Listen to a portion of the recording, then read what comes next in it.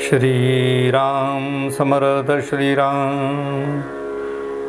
शुका सारिके पूर्ण वैराग्य जाचे,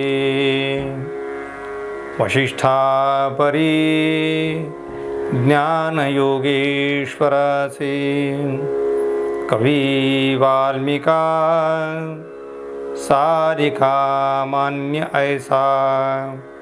नमस्कार माझा सद्गुरु रामदासा, मला वाटते अंतरित्वा वसावे, तुझ्या दासबोधासी त्वा बोध व्हावे, अपत्या परी पाववी प्रेमग्रासा। महाराज या सद्गुरु रामदासा। जय जय रघुवीर समर्थ, सब संतन की जय, भारत माता की जय। श्रोता वक्ता श्रीराम। उपस्थित सर्व आदरणीय साधक बंधू आणि भगिनींनो, दशक 12 समास 3 याचा आरंभ आज आपण करत आहोत। या समासाचं नाव भक्ती निरूपण नाव। अतिशय सुंदर समास। या समासामध्ये समर्थांनी इहलोक आणि परलोक या दोन्ही ठिकाणी आम्हाला सद्गुरूंची अर्थात इहलोकासाठी गुरुची आणि परलोकासाठी सद्गुरूची आवश्यकता आहे याचं अतिशय सुंदर वर्णन या समासात समर्थांनी केलं आहे। प्रत्यक्ष समर्थ काय म्हणतात ते ओबीप्रमाणे पाहूया। श्रीराम समर्थ श्रीराम। पृथ्वीमध्ये बहुत लोक, तेही पहावा विवेक, इहलोक आणि परलोक बरा पहावा श्रीराम। इहलोक साधाया कारणे, जाणत्याची संगती धरणे, परलोक साधाया कारणे सद्गुरु पाहिजे श्रीराम। सद्गुरु से काय पुसावे, हेही कळेना स्वभावे, अनन्य भावे एक भावे, दोन्ही गोष्टी पुसाव्या श्रीराम। जय जय रघुवीर समर्थ। समर्थ म्हणतात आहे, पृथ्वीमध्ये बहुत लोक, हेही पहावा विवेक। आम्हाला जन्म झाला की अनेकांचा सहवास लाभतो। मग त्याची सुरुवात आईपासून होईल। अनेक लोक भेटतात, त्याची गणना करता येत नाही। तुमच्या बालपणापासून तर तुमच्या मृत्यूपर्यंत जगामध्ये तुम्हाला किती लोकांचा सहवास झाला याची गणना करणं कठीण आहे। याचा अर्थ जगामध्ये अनेक लोक तुमच्या आजूबाजूला सदैव वावरत आहेत। ते वावरत असताना समर्थ म्हणतात, आम्हाला इहलोक चांगला करण्यासाठी आम्हाला जाणत्याची संगती धरली पाहिजे। आम्ही तो श्लोक म्हणतो, सुसंगती सदा घडो। तो सुसंगती या शब्दामध्ये दोन्ही प्रकारचे लोक आले आहेत, इहलोक आणि परलोक। सुसंगतीमुळे इहलोकाचाही आमचा प्रवास उत्तम होतो आणि परलोकाचा सुद्धा मार्ग प्रशस्त होतो। इहलोकासाठी ज्या ज्या क्षेत्रातले जे ज्ञानी असतील त्या ज्ञानी लोकांना आपल्या अडचणी विचारून आपण आपला मार्ग सुकर केला पाहिजे। गायन शिकणाऱ्याला उत्तम गायकाकडे जावं लागते। उत्तम वादकाला सामान्य जे वादक असतात ते त्यांना नेहमीसारखी विचारत असतात। व्यवहारामध्ये सुद्धा काही व्यापारी आहेत, ते त्याच्यापेक्षा मोठ्या व्यापाऱ्यांचा त्यांचा आदर्श डोळ्यासमोर ठेवतात। विषयाचे शिक्षक असतील ते त्यांच्या श्रेष्ठ लोकांना, तज्ज्ञ लोकांना सल्ला विचारतात, त्यांचं मार्गदर्शन घेतात। जाणं त्याची संगती धरावी। सगळ्यात सोपा मार्ग काय आहे? जाणं त्याची संगती धरावी। पहिल्या वर्गातल्या विद्यार्थ्यांनी दुसऱ्या वर्गातल्या विद्यार्थ्याला ते मुलं विचारतात, ती सुद्धा जाणत्याची संगती आहे। वर्गामध्ये असलेले 50 विद्यार्थी जो हुशार मुलगा आहे त्या हुशार मुलाबरोबर सामान्य मुलगा राहतो, तिथे सुद्धा जाणत्याची संगती आहे. जाणत्याची संगती या शब्दाचा अर्थ ज्याला कळते, ज्याला कळलं आहे त्याला जर आम्ही विचारलं तर आपलं नुकसान कमी होते. खूप लोक काय करतात, अहंकार आणि दुसऱ्याला विचारत नाही. ती एक भीड असते, ती एक लज्जा असते आणि आपलं अज्ञान प्रगट होऊ नये अशी सगळ्यांनाच इच्छा असते. पण ते अज्ञान जर आम्ही फार लपवून ठेवलं तर त्या अज्ञानाचे परिणाम मात्र पुढे भयंकर होत असतात. म्हणून अज्ञान लपवण्यापेक्षा ज्ञानी माणसाचा जो सल्ला घ्यावा हे सगळ्यात सोपं आहे. आम्ही एखाद्या गोष्टीमध्ये अडकलो असो, कायद्याचा संबंध असेल तर आम्ही डॉक्टरकडे जाणार नाही, आम्ही वकिलाकडे जाऊ. आमची प्रकृती ठीक नाही, आम्ही वकिलाकडे जाणार नाही, आम्ही डॉक्टरकडे जाऊ. ते पण डॉक्टरमध्ये कुठल्या आपल्या प्रकारचा आजार झाला आहे त्या प्रकारच्या डॉक्टरकडे जाऊ. कुठल्या तरी एखाद्या माणसाच्या मागे लागून आपलं आरोग्य बिघडून घेणार नाही. आपण जाणतेची संगती, मग ती कुठलीही असो, आरोग्याच्या संबंधी असो, व्यवहाराच्या संबंधी असो, ज्ञानाच्या संबंधी असो, कलेच्या संबंधी असो, कुठल्याही संबंधी आपली जर अडचण असेल तर ती अडचण इहलोकामध्ये आपल्याला तरुण जाण्यासाठी, आपला मार्ग सोपा करण्यासाठी जाणत्याची संगती धरावी. ज्याला कळते, आता राजे असतात आणि राजे आपल्या अष्टप्रधान मंडळात लोक ठेवतात. त्यांचं मंडळ असते, ते कशासाठी असते हो? ते प्रत्येक जाणते लोक असतात. त्या लोकांना ते क्षेत्र दिल्यामुळे त्या क्षेत्रामध्ये ते लोक आपली प्रगती करू शकतात आणि इतरांना मार्गदर्शन करू शकतात. म्हणून समर्थ म्हणतात, हेही पहावा विवेक. असा हा विवेक आपण पाहिला पाहिजे. विवेक म्हणजेच चांगलं जे आहे ते घेण्याची बुद्धी, त्याला विवेक म्हटलं आहे. सद्बुद्धी, कुबुद्धी. पण सत्सत विवेक याचा अर्थ सद आणि असद वेगवेगळं करून त्यातलं सद घेण्याची बुद्धी, याला म्हणतात विवेक बुद्धी. जसं निरक्षीर विवेक आहे, आत्मानात्म विवेक आहे. यामध्ये पाणी आणि दूध वेगवेगळं केल्या जाते आणि राजहंस मग फक्त त्यातलं दूध प्राशन करतो, याचा अर्थ त्याच्याजवळ निरक्षीर विवेक आहे असं म्हणतो. तसं या जगतामध्ये ज्या गोष्टी चांगल्या आहेत त्या गोष्टी आम्हाला निवडण्याची बुद्धी असली पाहिजे. म्हणून समर्थ म्हणतात आहे, ती बुद्धी मला नसेल तर ती जाणत्याची संगती धरावी आणि त्याच्या माध्यमातून आपण चांगल्या गोष्टी शिकाव्या. इहलोक तराया कारणे जाणत्याची संगती धरणे. आता कळलं आहे मला घर बांधायचं आहे चांगलं, जाणत्याची संगती धरावी. उत्तम इंजिनियर पाहावा, चांगल्या डिझाईन्स त्यांच्याकडनं करून घ्याव्यात, त्यांना विचारावं आणि मग घर तयार करावं. नाहीतर आम्ही आमच्या मनाने घर जेव्हा बांधतो, आमच्या मनाने त्याप्रमाणे आम्ही रचना करतो, मग ही भिंत पाड, इथे दरवाजा तयार कर, खिडकी होती तिथे दरवाजा होतो आणि दरवाजा असते तिथे खिडकी तयार होते. आणि आयुष्यभर माणसाला शेवटी समाधानकारक ते घर होत नाही, शेवटी त्याला ॲडजस्टमेंट करावी लागते. आणि ही ॲडजस्टमेंट जी आहे ही जाणत्याची संगती न धरल्याचं कारण आहे. आम्हाला सगळ्या ज्ञानी लोकांकडनं त्या गोष्टी घ्याव्यात.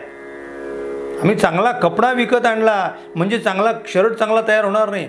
जाणत्याची संगती धरली म्हणजे उत्तम टेलर पाहावा लागतो, तो त्याचा उत्तम तुमच्या शरीरात तो बसून देतो, तुम्हाला तो उत्तम तयार करून देतो. याचा अर्थ काय? जाणत्याची संगती धरावी. इहलोक तराया कारणे. इहलोक याचा अर्थ ज्याला आम्ही प्रकृती म्हणतो, इहलोक याचा अर्थ या जगामध्ये आम्ही वावरतो ते लोक. म्हणजे प्रवृत्ती आणि निवृत्ती यातला प्रवृत्तीचा भाग जो आहे तो इहलोकाचा आहे. प्रवृत्ती याचा अर्थ प्रगती. आम्ही प्रवृत्त झालो पाहिजे, एखादी गोष्ट करण्यासाठी आम्ही धजावलो पाहिजे, पुढे गेलो पाहिजे. याचा अर्थ आमचा उत्कर्ष झाला पाहिजे असं ज्याला वाटते त्यांनी इहलोकामध्ये जाणत्याची संगती धरावी. समर्थ म्हणतात ना, कुठेतरी म्हटलं, समर्थ म्हणतात आहे दासबोधामध्ये की जाणत्याकडे गायन शिकावे, जाणत्याकडे पोहणे शिकावे, जाणत्याकडे सकल काही जाणावे. त्या जाणत्याकडून शिकलं पाहिजे, त्याची संगती धरली पाहिजे. नाहक कुठल्या तरी टार्गेट पोरांबरोबर, टार्गेट लोकांबरोबर आपण जर फिरत राहिलो तर आम्हाला चांगले दिवस मिळणार नाही. उलट त्यांची संगती लाभल्यामुळे आपल्या जीवनामध्ये आपल्याला पाहिजे ती प्रगती करता येणार नाही. म्हणून इथे जे समर्थ म्हणतात आहे की तुम्हाच्या इहलोकाच्या प्रगतीसाठी अखंड जाणत्याचा सहवास, आणि तोही त्या कारणास्तव, हे लक्षात घ्या. त्या कारणास्तव याचा अर्थ मला जेव्हा गरज असेल तेव्हा त्याच्याकडे जाणे, आणि त्यांच्याकडचा आपला विषय संपला की आपला मार्ग पुन्हा सरळ ठेवणे. माझी गाडी पंक्चर झालेली आहे, मग ती पंक्चर काढण्यासाठी आपल्याला त्या दुकानात जावं लागते, गाडीचा पंक्चर काढावा लागतो. मग काढल्यानंतर तिथेच पालखट मारून बसतो का आपण? आपला प्रवास पुढचा आहे, तो पुढचा प्रवास करण्याचा पुन्हा आम्ही गाडीत बसतो आणि आम्ही पुन्हा आपल्या पुढच्या प्रवासाला लागतो. कोणामध्ये अडकत नाही. रस्त्याने अनेक गावं असतात, त्या कुठल्याही गावाला कितीही जरी भूलभुलैया असली, कितीही आवडीचे क्षेत्र असतील तरी आम्ही तिथे थांबत नाही, कारण आम्हाला आमचं लक्ष ठरलेलं असते. तसं माणसाच्या जीवनाचं कुठलं तरी लक्ष असलं पाहिजे, कुठलं तरी ध्येय असलं पाहिजे, आणि त्या दिशेने सदैव अखंड अविरत ते सतत आपण करत राहिलं पाहिजे. आणि त्या करण्याला आध्यात्मिक क्षेत्रामध्ये उपासना असा शब्द आहे. अनेकांना असं वाटते उपासना म्हणजे काय, रामराम म्हणा, असं नाही. ती आध्यात्मिक उपासना झाली. सतत एखादी गोष्टीचा ध्यास लावून ते सतत करत राहणं, ती सुद्धा उपासना झाली. समर्थ पुढे म्हणतात आहे, परलोक साधा या कारणे सद्गुरू पाहिजे. जसं आम्हाला इहलोकामध्ये तरुण जाण्यासाठी, कारण इहलोक सुखी जोपर्यंत होत नाही तोपर्यंत परलोक सुखी करण्यासाठी आम्हाला बुद्धीच होणार नाही. सदैव आमच्या प्रपंचाच्या अडचणी, कटकटी, त्रास, सगळ्या प्रकारचा वेदना, सगळ्या संसारातले सगळे दुःख सारखे आम्ही झेलत राहिलो तर भगवंताचं नाम कधी घेऊ हो? म्हणजे पोट दुखत असताना हातामध्ये माळ दिली तर आपलं लक्ष पोट दुखल्या जाते याच्याकडे जाते, भगवंताच्या नामाकडे जाणार नाही. आरोग्य चांगलं ठेवण्यासाठी, उत्तम आरोग्य पाहिजे, मानसिक स्वास्थ्य चांगलं राहण्यासाठी आजूबाजूचं वातावरण चांगलं पाहिजे, या सगळ्या गोष्टीची गरज आहे. याचा अर्थ इहलोक चांगला पाहिजे. इहलोक म्हणजे वातावरण उत्तम ठेवणे, किंवा आपल्या गरजेनुसार वातावरण हे आपल्याला हवे त्याप्रमाणे अनुरूप करून घेणे. याचा अर्थ पहिले वातावरण आणि नंतर कार्याची निर्मिती. आम्ही दूध आणलं, कस्टर्ड पावडर आणली, साखर टाकली, मिक्स केली आणि टेबलावर ठेवून दिली. त्याचा त्या पदार्थांचा आईस्क्रीममध्ये रूपांतर होईल का? का नाही होणार? अहो म्हणजे तुम्हाला वातावरण नाही त्याला. मग वातावरण कुठे मिळेल? फ्रीजमध्ये मिळेल. आणि नुसतं फ्रीजमध्ये ठेवून चालणार नाही, त्याचंही फ्रीजरची जागा वेगळी आहे. त्या फ्रीजरमध्ये ठेवल्यानंतर आईस्क्रीम तयार होते. तसं आम्हालासुद्धा आमचं मन, बुद्धी ही जर आम्हाला उत्तम तयार करायची असेल तर त्या वातावरणात आपल्याला सदैव राहावं लागेल. तेव्हा आपल्यामध्ये तो बदल होईल. कुठेही बसून, कुठेही राहून आपल्यात बदल होणार नाही. आम्ही आमची दिशा ठरवली पाहिजे, आमचं ध्येय आम्ही ठरवलं पाहिजे, आणि त्या ध्येयाने सदैव वाटचाल करत राहिलं पाहिजे. पण इहलोकाचा जसा विचार केला तसा परलोकाचा पण आहे, कारण आपण एक दिवशी हा दिसणारा देह टाकून जाणार आहोत. मग या देहाच्या नंतर काही आहे का हो? की माणूस मेला म्हणजे सगळं संपलं का? आप मर गए, डूब गई दुनिया, असं जरी वचन असलं तरी दुनिया जरी डुबेल पण तुमचा सूक्ष्म देह डुबणार नाही आहे, तो कायम राहणार आहे. कारण स्थूल, सूक्ष्म, कारण आणि महाकारण असे 4 देह आहेत. स्थूल देह जरी नष्ट झाला, आपण म्हणतो तो माणूस गेला, मेला. पण तो मेला नाही आहे, त्याचा स्थूलदेह संपलेला आहे, सूक्ष्मदेह कायम आहे. आणि त्या सूक्ष्मदेहाच्या आधारावर तो पुन्हा दुसरा स्थूलदेह निर्माण करतो.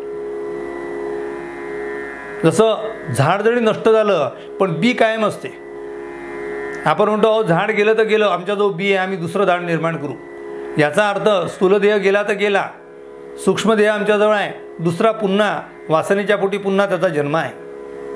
म्हणून आम्हाला परलोकाचा मार्ग म्हणजे स्थूलदेह नष्ट झाल्यानंतरचा जो मार्ग आहे तो चांगला व्हावा असं वाटत असेल तर त्यासाठी सद्गुरूची कास धरावी लागते.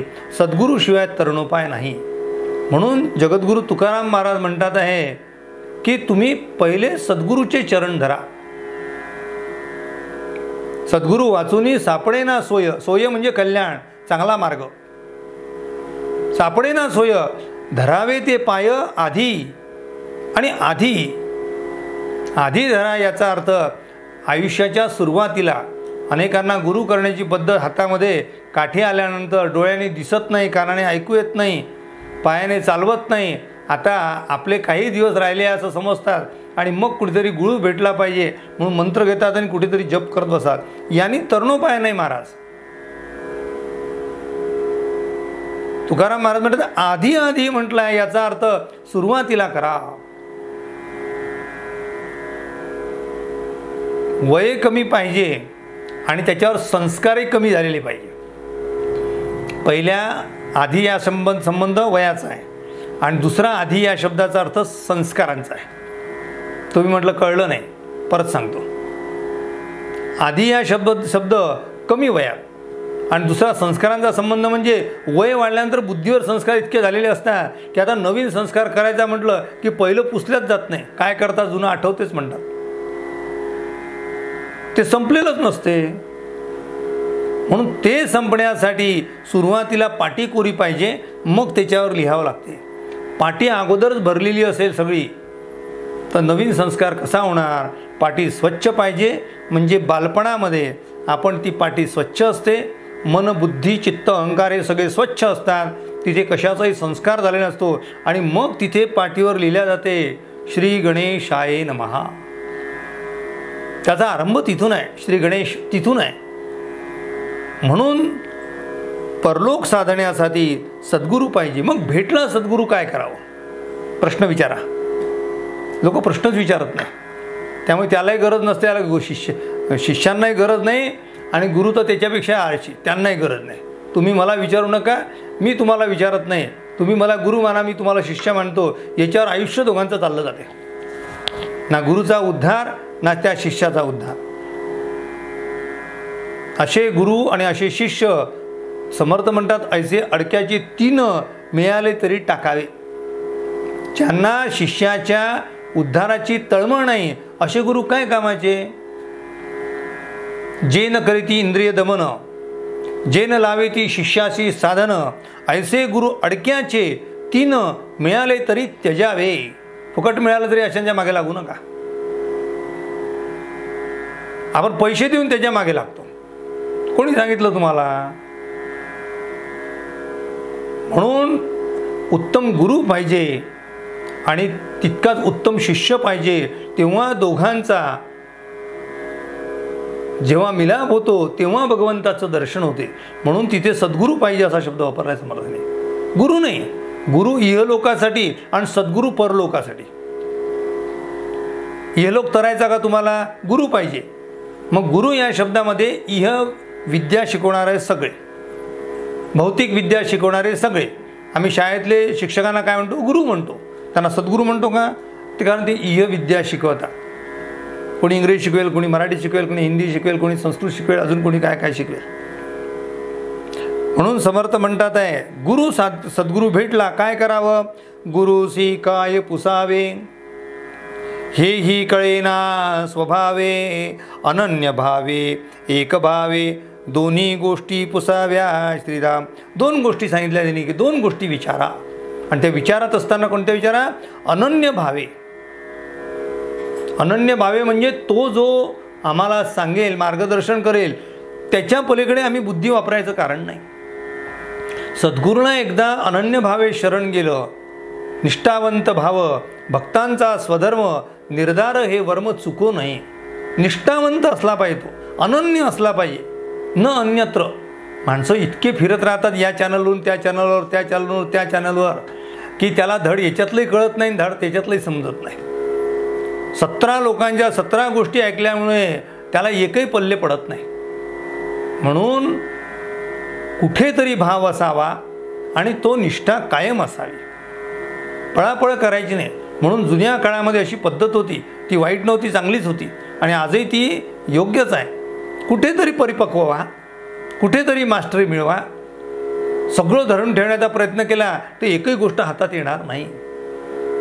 मग कुठेतरी परिपक्व म्हणजे एक ग्रंथ, एक संत, एक पंथ अशी परंपरा होती की आमच्या हा पंथ आहे, त्या पंथातील हे आमचे आदर्श संत आहेत, या आदर्श संतांनी लिहिलेला हा ग्रंथ आहे. या त्रिपुटीतून, हा त्रिपुटीचा लय नाही करायचा, या त्रिवेणी संगमातून म्हणा, या त्रिवेणी संगमातून आम्हाला परमेश्वराचं दर्शन होणार आहे. आणि या गोष्टी जर आम्ही चांगल्या शिकून घेतल्या तर या सगळीकडे आहेत. पुन्हा शब्द बदल आहे. माऊलींनी सांगितलेल्या ज्ञानेश्वरीमध्ये आणि समर्थांनी सांगितलेल्या दासबोधामध्ये काय फरक आहे हो? तज्ज्ञांनी मला सांगावं, जाणत्यांनी सांगावं. तुकोबारायांच्या अभंगामध्ये आणि ज्ञानेश्वर माऊलींच्या ज्ञानेश्वरीमध्ये काय फरक आहे तुम्ही सांगा मला. आध्यात्मिक तात्विक भेद जर विचार केला तर तात्विक कुठेही बदल नाही. जिथे वेद उपनिषदांपासून तर इथे तुकोबांच्या गाथेपर्यंत आणि हरिपाठापर्यंत किंवा समर्थांच्या मनाच्या श्लोकापर्यंत कुठेही बदल नाही आहे. ना लोक हे करतात ते करतात ते करतात. अरे काहीतरी एक करा आणि त्यातून तुम्ही आपला उद्धार करून घ्या.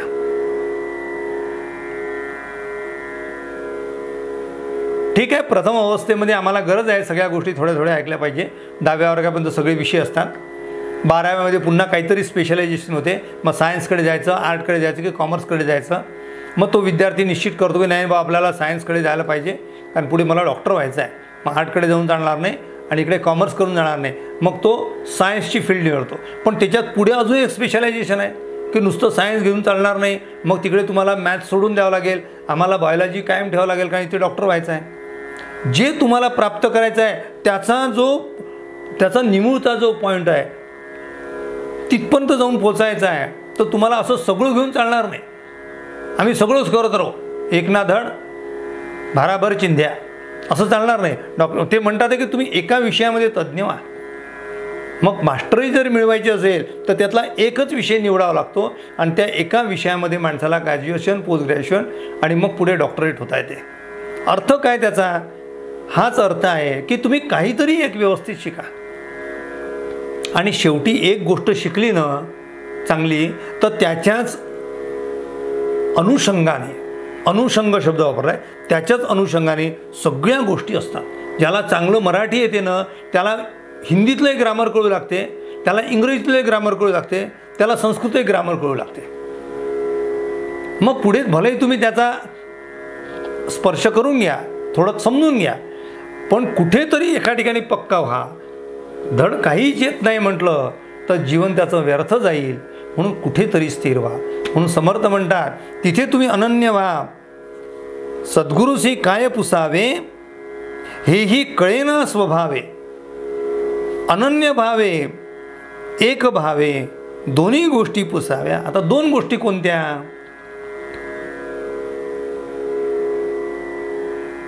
दोन गोष्टी कोणत्या पुसाव्या? समर्थ पुढे अगदी सोप्या एका शब्दात उत्तर देतात. दोन्ही गोष्टी त्या कोण? देव कोण, आपण कोण?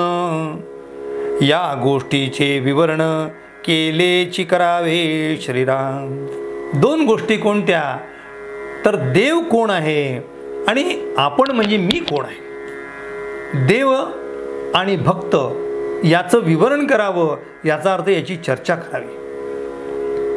जोपर्यंत तुम्हाला सद्गुरू भेटत नाही तोपर्यंत ही चर्चा होऊ शकत नाही. आणि सद्गुरू भेटल्यानंतर चर्चा करू नका की माझ्या मुलाचं लग्न कधी होईल, चर्चा करू नका मला नोकरी कधी लागेल, चर्चा करू नका की माझं संसार सुख मला कसं मिळेल, चर्चा करू नका की मला नातू कधी होईल. हा सद्गुरूचा विषय नाही आहे. सद्गुरूचा विषय देव कोण आणि मी कोण. इथे मीच्या शब्द समर्थाने आपण शब्द वापरला.